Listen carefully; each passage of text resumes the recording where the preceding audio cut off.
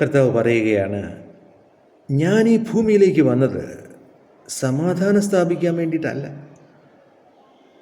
വാള് സ്ഥാപിക്കാൻ വേണ്ടിയാകുന്നു ഞാൻ ഈ ഭൂമിയിലേക്ക് വന്നത്.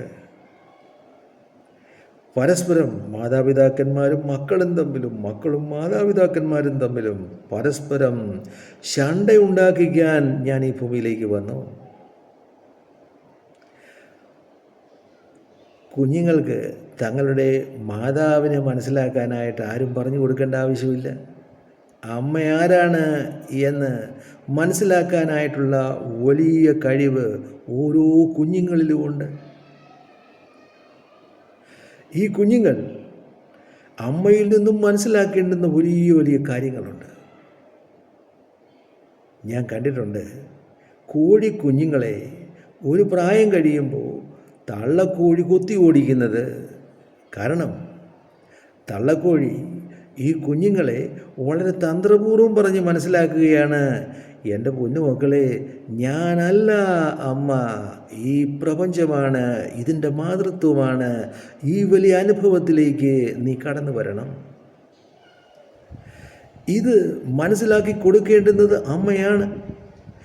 അമ്മ മനസ്സിലാക്കി കൊടുക്കാതിരുന്നാൽ ഒരിക്കലും ഈ കുഞ്ഞിനത് മനസ്സിലാകത്തില്ല.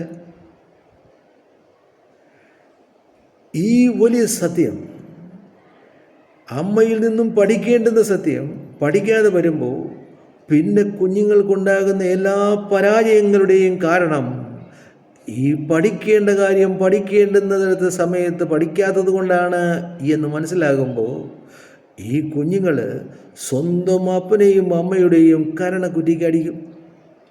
അപ്പോൾ അമ്മമാർ ഓടി വികാരിയച്ഛൻ്റെ അടുക്ക് ചെല്ലും, വികാരിയച്ഛൻ ഓടി മെത്രാനച്ഛൻ്റെ അടുക്ക് ചെല്ലും. മെത്രാനച്ഛൻ സിനഡിച്ചെന്ന് പറയും, ഇതാ ഞങ്ങളെ അടിക്കാൻ വന്നിരിക്കുന്നു.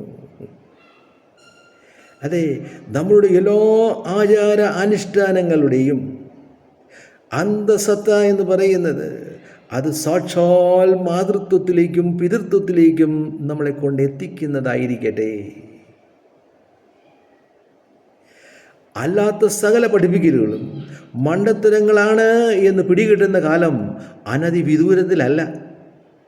അത് മനസ്സിലാകുന്ന മനുഷ്യരെല്ലാം ചാടി എഴുന്നേൽക്കുകയും ഇത് പഠിപ്പിച്ചവനെ, ഇത് പ്രാക്ടീസ് ചെയ്യിപ്പിച്ചവനെ അടിക്കാനായിട്ട് ഓടാൻ പോകുന്ന കാലം അനധിവിദൂരത്തിലല്ല. Thank you.